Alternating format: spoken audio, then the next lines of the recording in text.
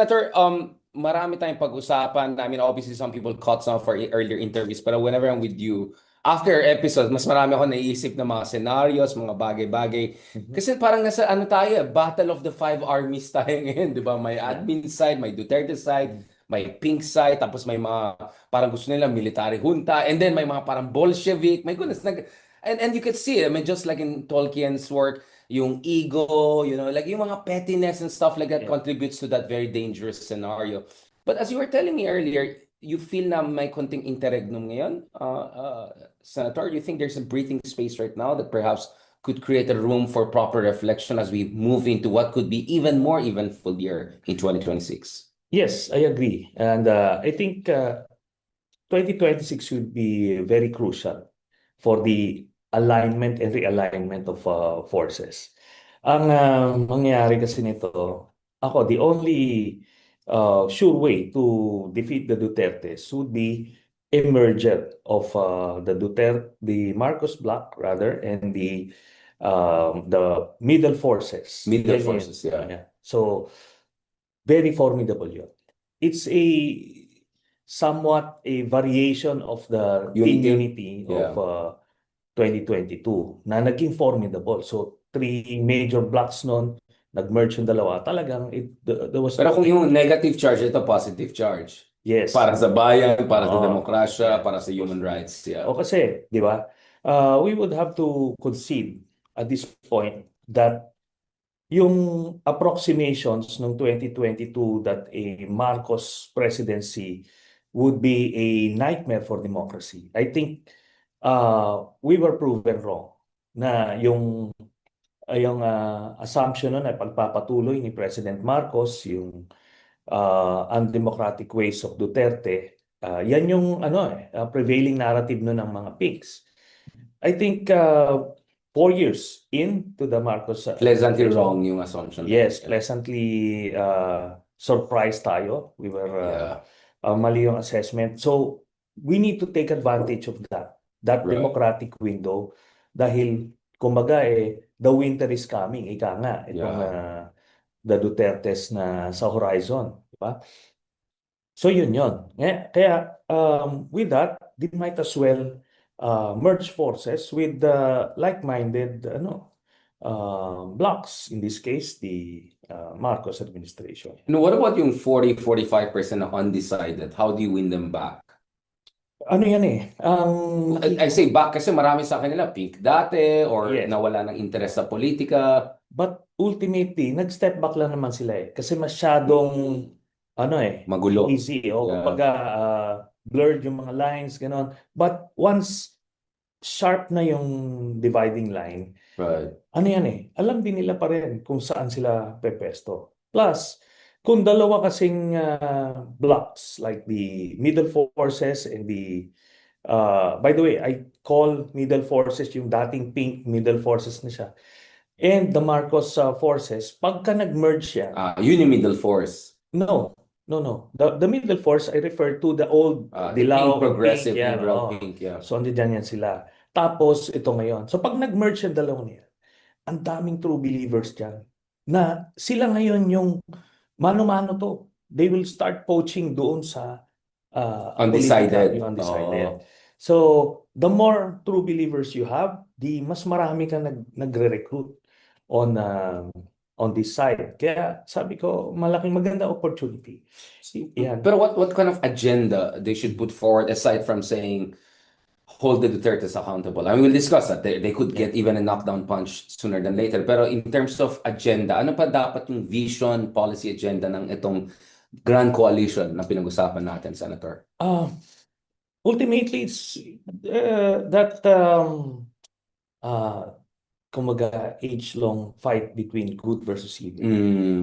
Kumaga, sabi ko nga, we don't profess to be saints, di ba? Right. But definitely we're not evil. Itong kalaban, dapat makita yun. Yeah. Kaya challenge yun. Minumulat natin yung taong bayan.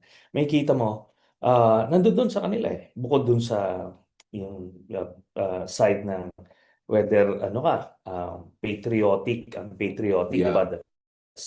Team China, China, Team Philippines, Team yeah. Philippines. Then, yung talagang, ano ba to, sincerely corrupt na tinatawag natin. Ando doon yun sa kanila. Sindikato yun eh. That's the mafia governance na napakita na natin Right. the past so many years. Yun yung kumbaga, magiging antithesis ka of that, uh, what they represent. So yun yung maliwanag na linya yun. And all the rest, syempre, yung mga slogans, ano na yan eh, ano na yan. But ultimately, Standard operating procedure na yan. yes, but on the ground, sa bahay, sa workplace, sa palengke, sa Grab o sa taxi, yung engagements doon, person to person. Dito ka na. Dito ka kasi yan.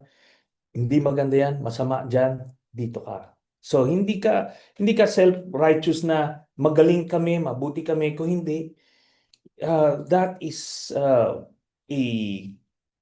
place you don't want to go to. Yun. Mhm. That's the makikita mo yung line is going to be very, very clear to everyone. Kaya pagka nag-poach ka na, mas marami ka Mm. nakuha. Kasi sila, anong magiging recruitment line nila when they try to poach yung mga undecided? Yung achievements ni Sara Duterte, di ba sabi niya she was gonna celebrate her achievements this year. Yun na. Pag-usapan niya yung kanilang good governance. So, it boils down to fake news. Di ba? So, yung fake news can only take you so far. Nag-click sa kanila before yan, nung 2016. Kasi bago pa, Bago pa. hindi pa tayo ready for that. Pero ito ngayon, it's a fight, yung mga true believers na to on both sides. Talagang grabing, engagements niyan. Hindi na tayo matatalo sa uh, ground warfare Oo. sa, Saka information warfare. Yeah, oo. I want to still ask, Senator, still many people are angry with corruption, with cost of living. You are a man of conviction in politics. I highly respect you for that. You know, you're one of the very few out there in this country, and that's why mahal na mahal ka namin. Having said that, you know, if you look at surveys, you look at studies, you look at anecdotal evidence, people love your strength and your conviction and all.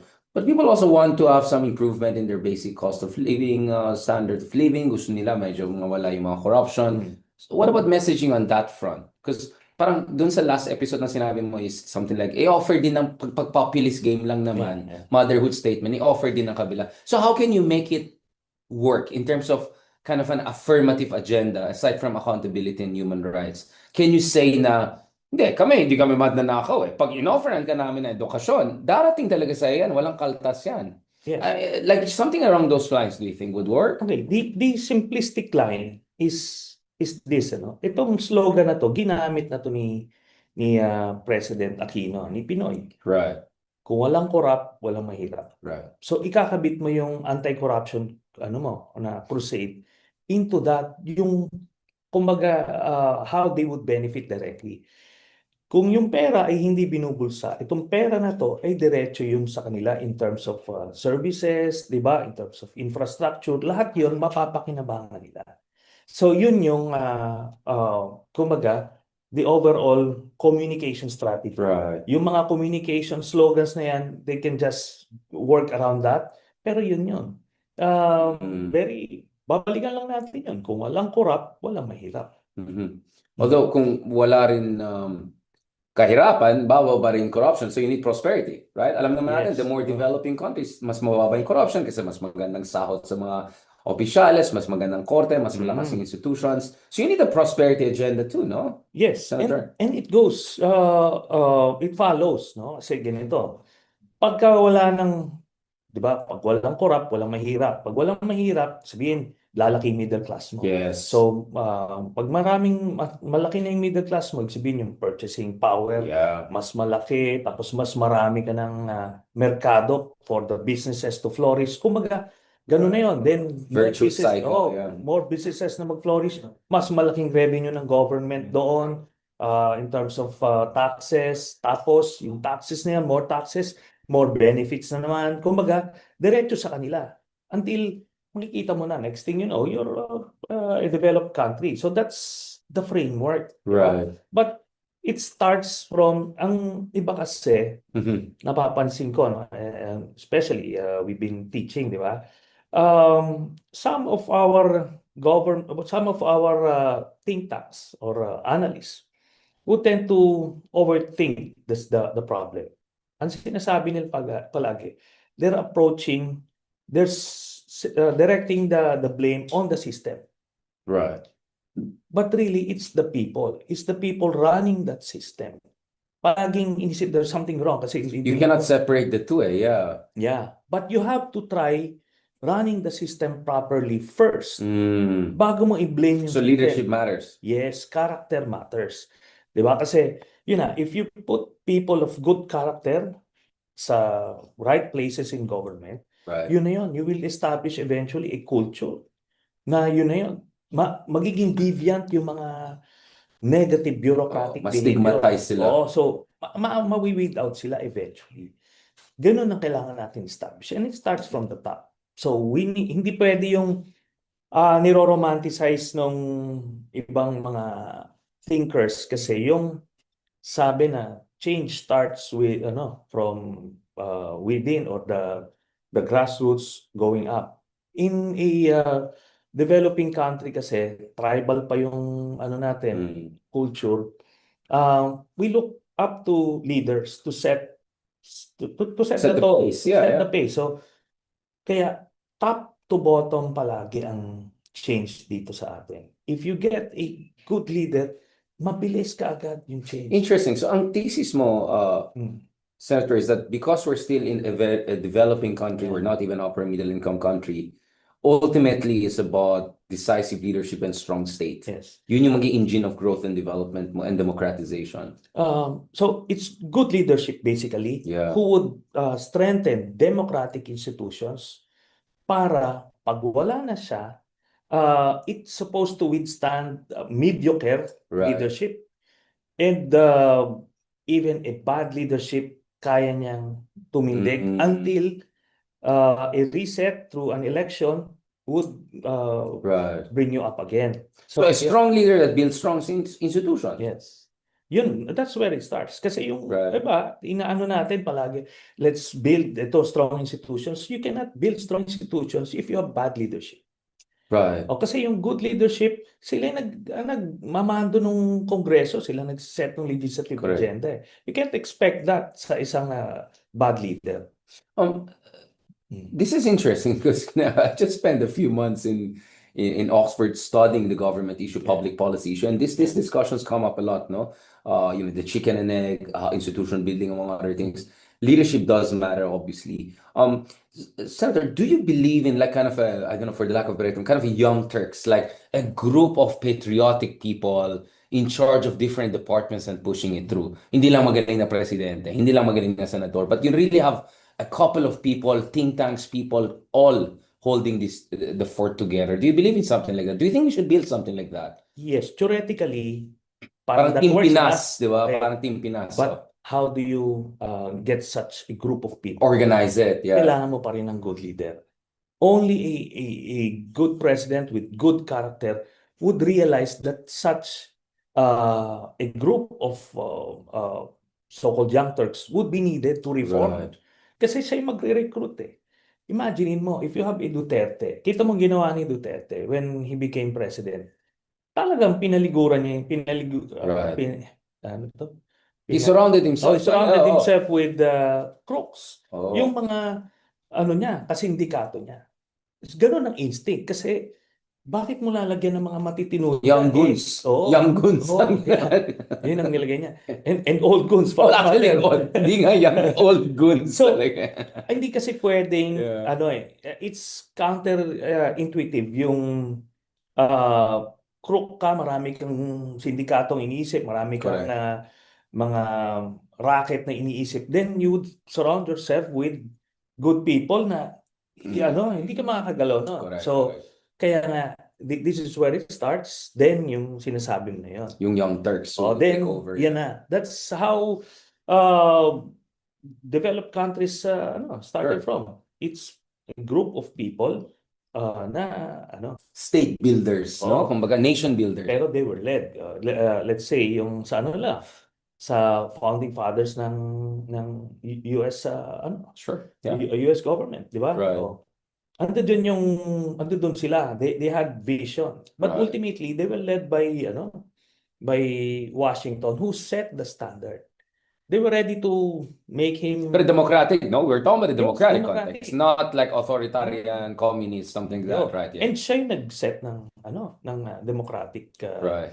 trend Precedence by oh, not running by again. not running Yes. again. They were ready to Make him a king. yeah, make him a king, literally. But he said no, yeah. No, we need to set the standard. And hindi nakalagay yun sa constitution nila until 2000s na you can only run for 2 terms. So Exactly. it was just by tradition. And just to be clear, that US was way poorer than Philippines of today. Yes. And it was like a bunch of small colonies put together, threatened by Britain. Hindi pa first world ang US when they experimented with democratic republicanism. So Yeah. it could work Yes. in that case. It Yun could work. mismo, that's the working theory ng democracy. I was worried you'll mention na naman Lee Kuan Yew, Deng Xiaoping, yung mga ganun-ganun. Sabi ko, I'm glad you mentioned Washington, Yeah. George. Yeah. Because that's a very successful case of a liberal Republican experiment from the get-go. And now they're the world superpower. No one matches them, yeah. Yes, and he showed that the ultimate power is the power to restrain yourself Right. from abusing power. Personal self-discipline. Yun. Yeah, kasi lahat ng mga tyrants, they missed out. Ang concept nila ng power is to impose themselves. Because they cannot control their greed, Yes. their fears, their paranoia, right? Pero Yeah. hindi nila alam yung pag-restrain ng power. That is the ultimate power. Interesting. No, I really like, di pa natin pinag-usapan itong mga philosophy of leadership natin, no? And both of us, we teach public policy, political science. We can relate to that. So, my fellow professor, it's like, hindi na senator ang tawag kasi, fellow professor, we both taught at UP, obviously.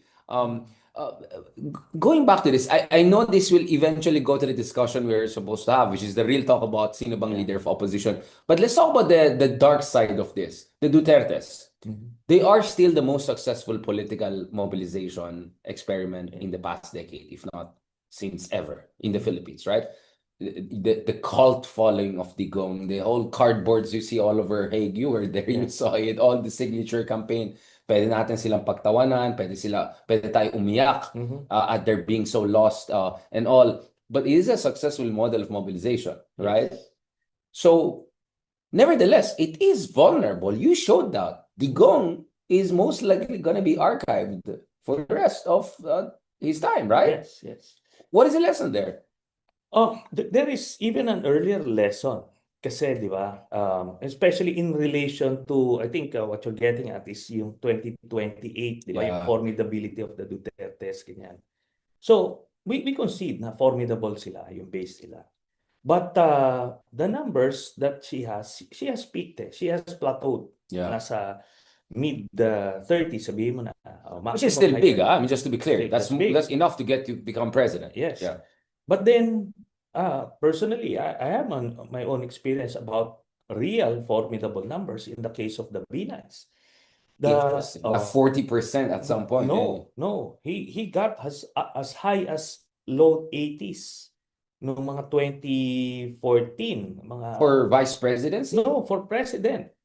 For presidency, right? It up to the 2016 presidency. Interesting. B9. So at this point, which this is 2 point, years before elections, yes. This is 2014, 2013, yeah? Yes. So, low 80s siya. Depende sa survey kasi pagka yung mga, hindi yung long list, kasi itong nasasana yung mga Pilipino and the media practitioners about this long list surveys na ginagawa. So nasa-spread yung number. Nasa-spread yung numbers na hindi na-approximate yung real election scenario. Yung second choice, third choice, may ganun Na pa, di ba? tipong, it goes down to a head-to-head. 2 strong candidates, possibly a third strong candidate.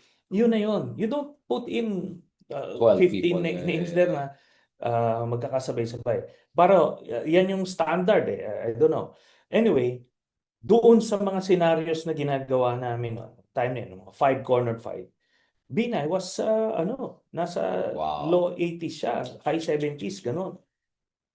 Then we started the investigation. In-expose namin isa-isa. Hindi ito Hindi ito Spontaneous. demolition job. Mm. This was basically an expose.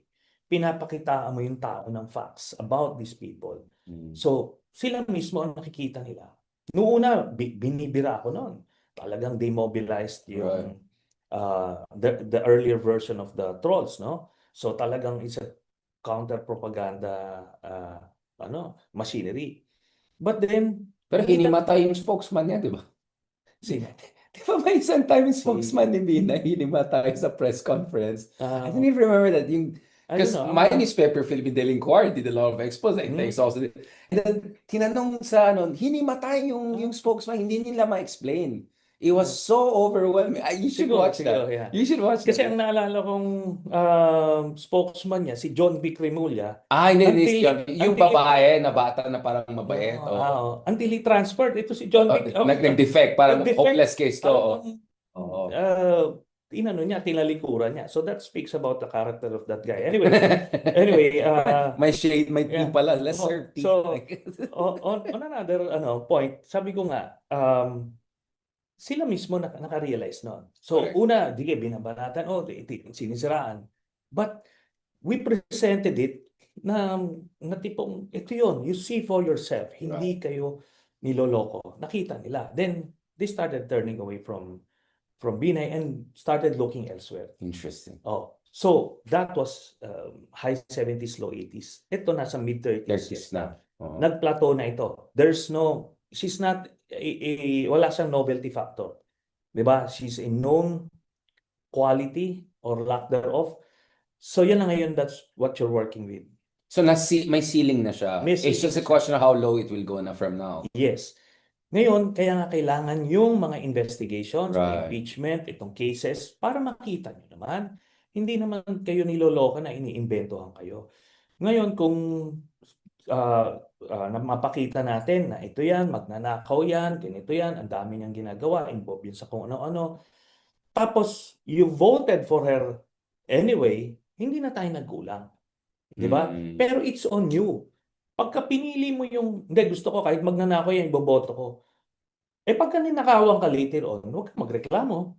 Kasi binoto mo, magnanakaw Di ba? Right. Ginusto mo yan. Ginusto mo yan. Ginusto Pero, mo yan, yeah. Sabi ko, teka muna, kahit ganun kasi, madadamay naman tayo na Correct. ayaw natin ng magnanakaw Correct. na mamumuno. Kaya, let's do everything we can now para to make sure hindi mangyari yan. Senator, can we expect a knockdown early next year? Because, one of the reasons why Sara, aside from the Supreme Court, my contempt case, so I'll be careful about saying what that was.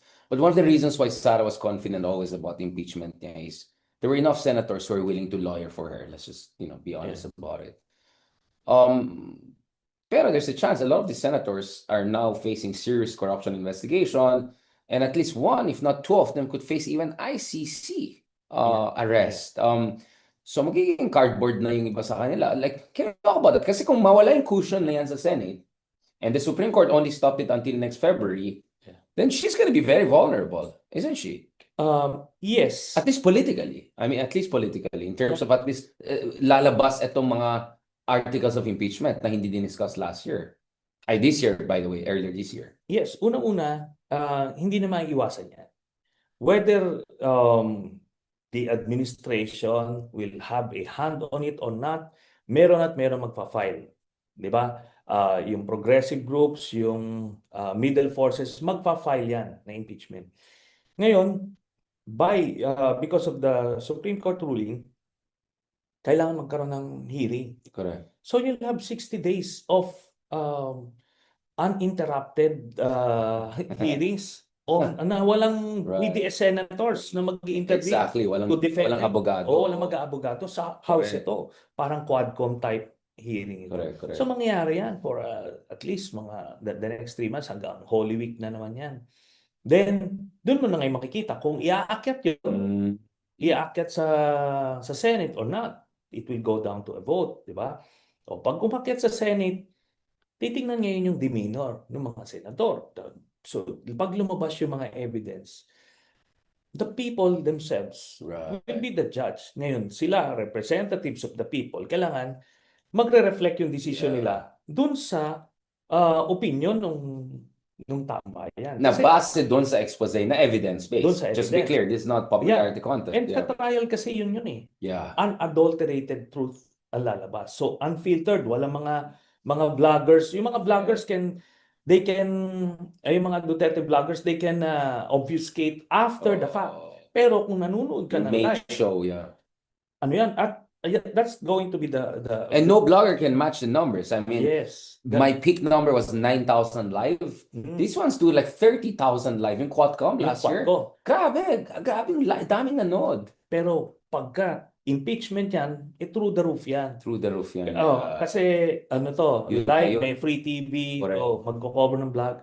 So kahit na anong bola mo after, i-misinterpret mo, isi-spin mo, Damage is teka damage. muna, Yeah. nakita na namin Hindi mo kami maloloko. So yun ang gusto Baka natin. matakot pa nga yung ibang vlogger kung masyadong booking na, hindi na nila ano yun, parang Yes. masisira din sila Oo. diba? But they need to do that just same to hold on to their fanatics. 'Di ba? Parang alam mo 'yun, bulahin na lang nila echo chamber nila. But ultimately, yung undecided will now see the light na tipong okay, That X na siya. 40% or so, right? 40%. Which is the real deal.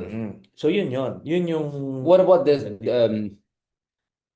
I have to be careful kasi na persona ng grata na ako sa Mindanao, but the solid South element, because this is like an identity politics. I can say that as an Ilocano, we have that very strong Ilocano identity, although in my case, that never stopped me of being critical of either Marcos' legacy or you know, or the national interest. Pero I can see it's a strong sense, yung solid South, solidarity and all of that. What about that element? Hindi kayo pwede maano na naman ng mga Dutertes yan, leverage yan.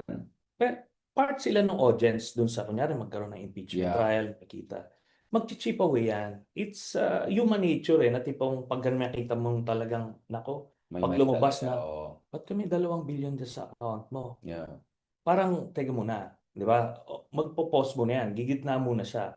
Hindi, at the very least, hindi na siya magiging as vigorous sa pag-defend dun sa integrity nitong mga to. Kasi, teka muna, nakita niya Mapapaisip ka. Mapapaisip siya. Correct. So kasama yan. Eventually, mag-chip soften. away. Siyempre yung kanilang They'll fault still be core, doon sa region. And relatively, mas mataas. Pero remember, if they started there, 95% at their peak, o kung ngayon down to 70 plus, 60 plus percent, ano na yun? Sabihin, ngayon, eventually, until doon na lang sa, let's say, Region 11, sa parts of Region 12, ganun na lang yun.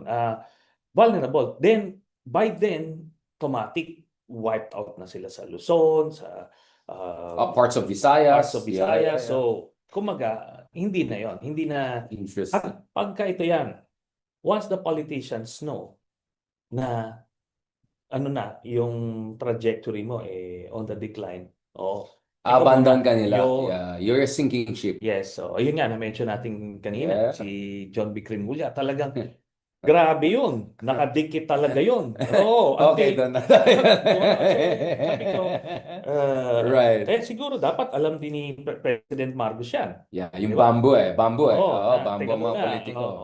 Ganito yan. Ingat lang. Yeah, I mean, that's what I'm saying. Baka this is the art of politics, right? You have to make sure na you got the fence-sitters on your side. Because if they defect, then you got a serious problem. And now let's go to the last but not the least interesting part. Senator,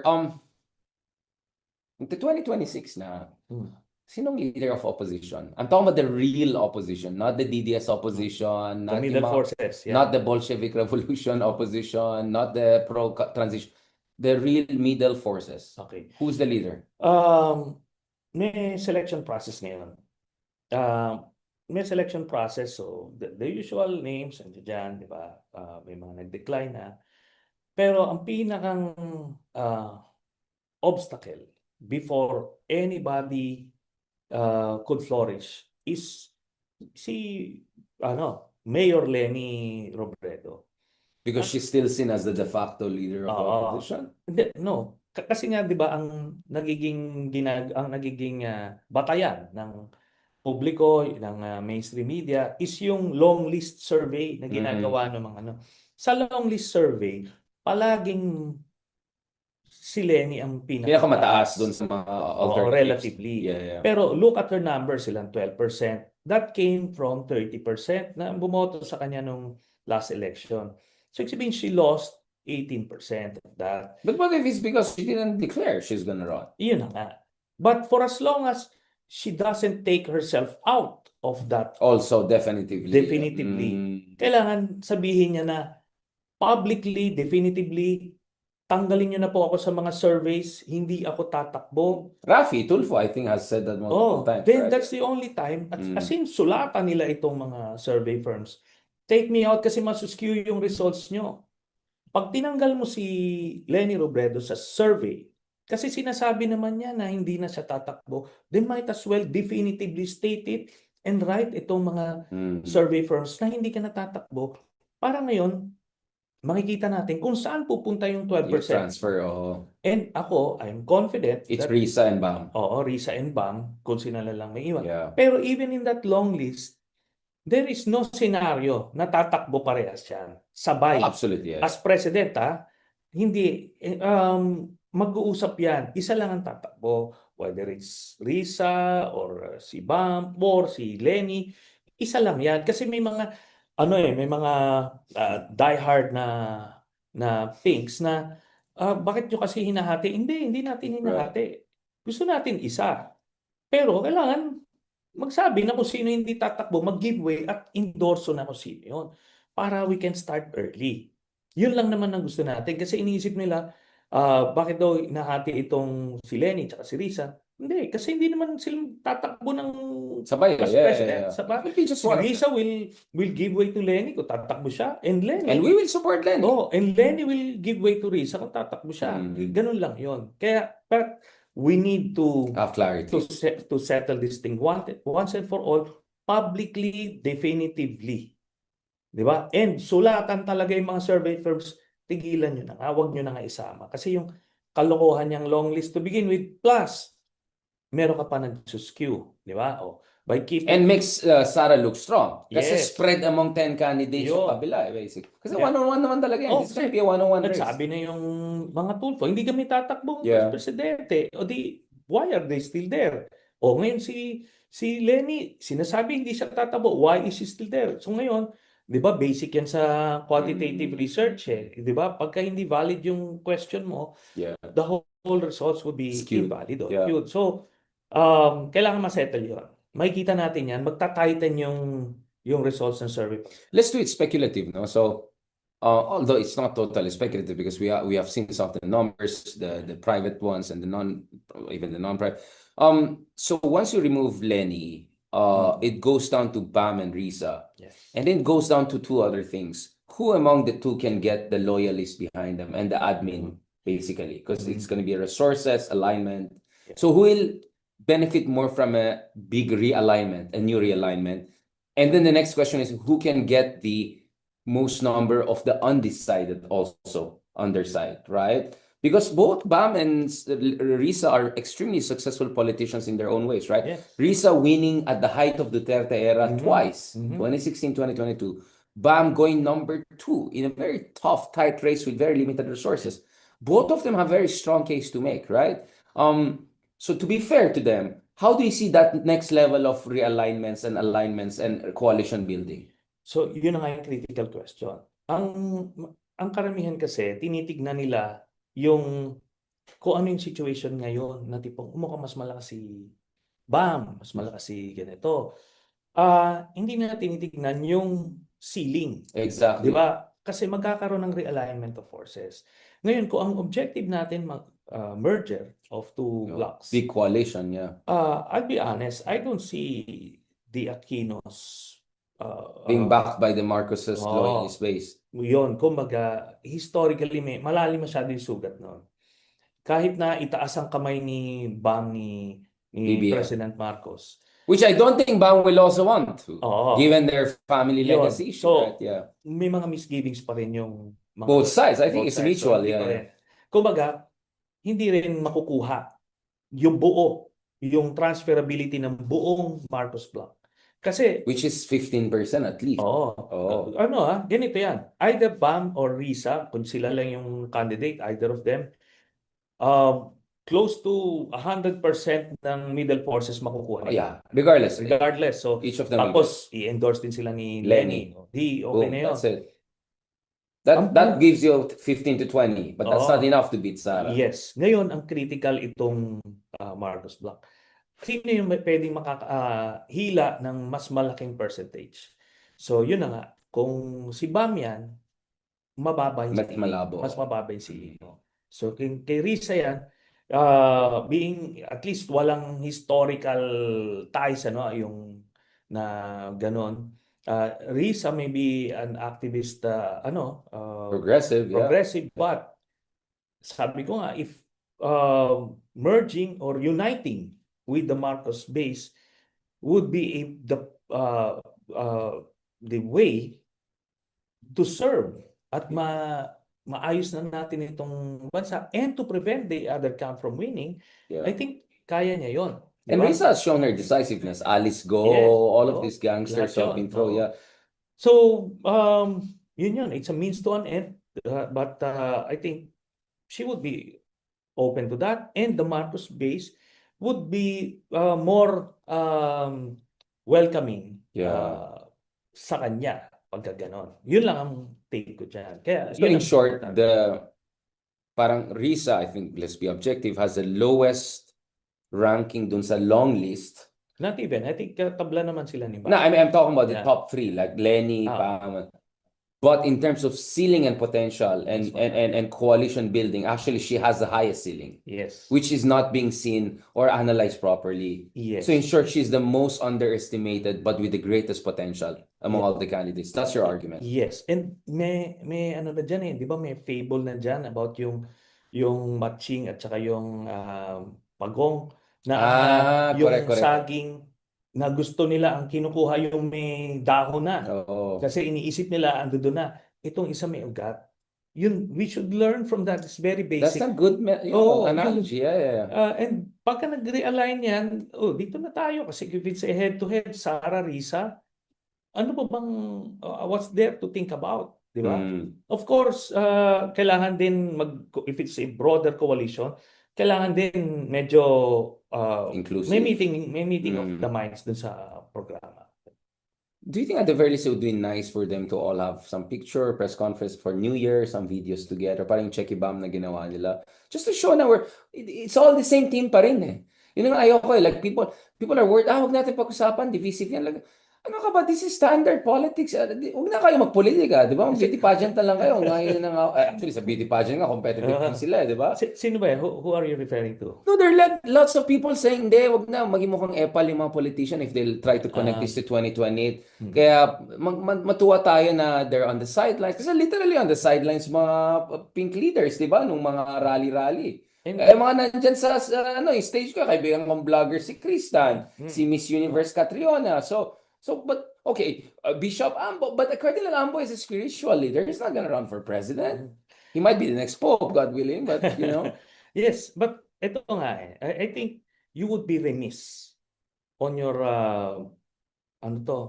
duty Yeah. and moral obligation kung hindi mo tinitignan yung 2028. Kasi that's the ultimate battle. The battle of all battles. Kasi existential yun. Ngayon kung iniisip mo, layo pa yan, and then there's something Bakit siya maging malayo? 2022 pa lang, si Sara already declared herself as the next president. Yun na nga. Iba kasi may ganun drama. Hindi ko maintindihan. May ganung pretensions pa. But iba yung kalaban. I do not underestimate the Dutertes. Kaya nga, No, every day, di ba, na makakaisip ako ng way to chip away from their base, ginagawa ko. Kasi alam kong formidable pa rin 2028 sila. tsaka 2028 will come sooner than you expect. Absolutely. I mean, it's already shaped. I mean, game theory, di ba? Yeah. Shadow of the future. It already shapes what you do now based on your expected future. You were talking about fence-sitters. Yeah. A lot of reason why fence-sitters nag-aabogado kay Sara is because tingin nila siya yung next president, so you don't want to mess with her. Yes. So if you shape their vision of the future or expectation, that shapes their actions now. I mean, this is classic game theory. Yes, and that's actually what we witnessed nung kay Binay nga. Correct. When his numbers collapsed, talagang nagtakbuhan yung mga ano. Nung una, ando doon na lahat eh. King in waiting eh. Yeah, I nag-courtesy remember na those sila days. doon. Yeah. Pero nung nag-collapse yung numbers, suddenly, nag-open yung field, Oo. nag-realign. Kumbaga, Tapos nanalo si Digong. yes, but Yun sabi na ko nga, yun. ikaw muna, hindi na kami nagkulang doon, di ba? And Oo. unknown, kasi siya, unknown entity siya eh. Yeah. Kaya Black Swan nakakalungkot. siya eh. Well, Oo. out of nowhere, Mm. bigla siya eh. Pero ngayon na known entity na, dapat At naman, archive na. oh, Oo.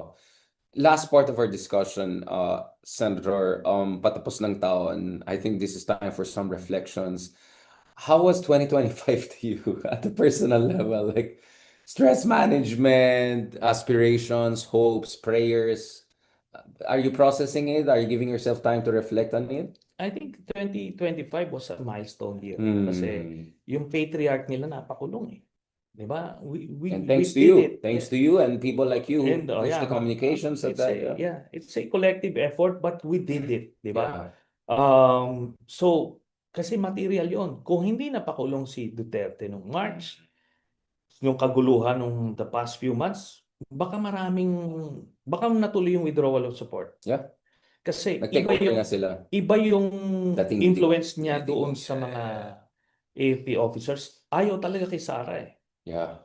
But may connect sila. Even the retired DDS generals, okay sila kay Digong. But, Siyempre, may utang na loob sila. They oh, made it high because of yeah. Digong. Yeah. Pero ayaw nila kay Sara talaga. Mm. So, that mattered. Ngayon, that chapter, wala na yun. Andito na tayo ngayon sa future na. So, 2028. That was a big knockdown. That was a big knockdown to Yeah. their... So, yung foundations nila. Kasi unifying force din siya eh. Kaya niya ma-rein in si Sara in a way. Right. Then, Bongo and the other force. Ngayon, wala eh. There's no visible leadership sa kanila. Ano lang sila eh. Going by the, lang siya eh, residual popularity ni Duterte. Riding on the inertia and momentum of past glory, Yes, to put it in a very British way, right? That's it.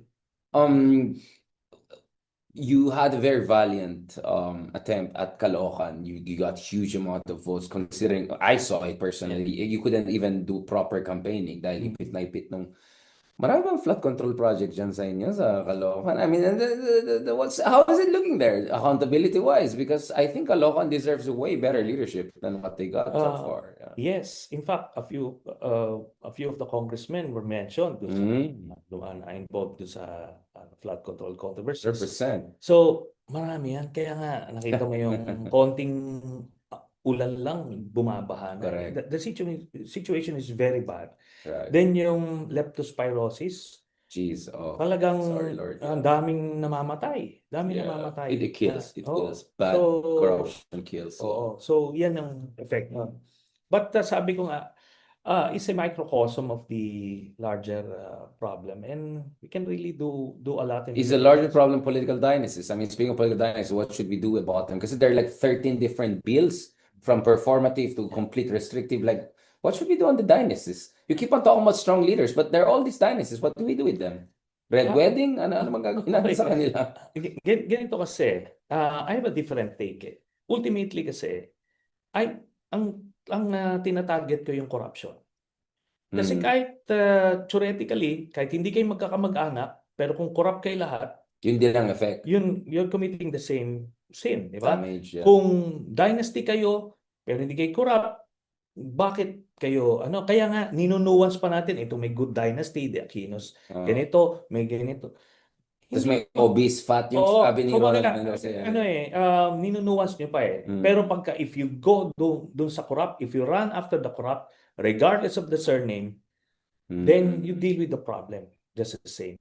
Kasi, while they can give it a shot, this is an opportunity to limit yung exposure ng families, ng dynasties. This is an opportunity. But tingnan natin, ultimately, kung hindi natin magiging accountable yung mga kurakot down the road, edi wala rin, regardless of the surname.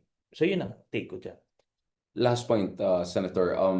I know we are like politics is our life and passion and love, right? Obviously, like yun ang kinakain natin, yun ang inisip natin, everything like that. Ano yung advice mo sa mga tao na sinasabi nila na ang stressful ng buhay, may time pa tayo sa politics, this is too toxic. Why should people get involved? And how should they have that mental resilience and grit and strength? Ay, sige, wag na yung resilience. I hate that word. Grit, mental grit.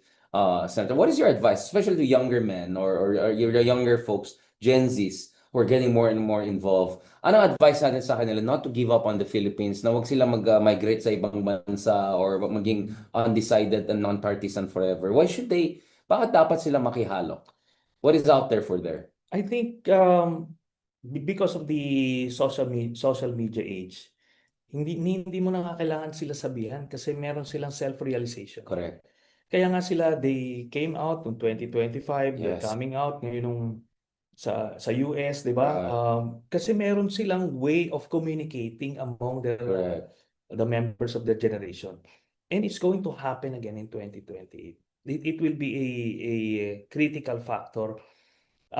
Kasi sila, mas mulat sila eh. Mas nahihimay nila at they go on, they communicate on that same wavelength na mahirap i-penetrate ng mga politiko. We tried. Iba na ngayon, dispersed na eh. Yeah. So, kailangan lang mag-catch on. So, makikita naman nila ultimately, sabi ko nga, is that proverbial fight between good versus evil, then makikita nila kung sino And good side. you're optimistic the Gen Zs they're gonna be the locomotive of change. Kasi they're gonna be the biggest voting bloc along millennials, right? Especially in the next election, 2028. So winning them over is very important. Siguro, request ko lang, this is the political scientist in me. I think we should do more surveys on Gen Z voting preference. Wala tayong exit polls eh.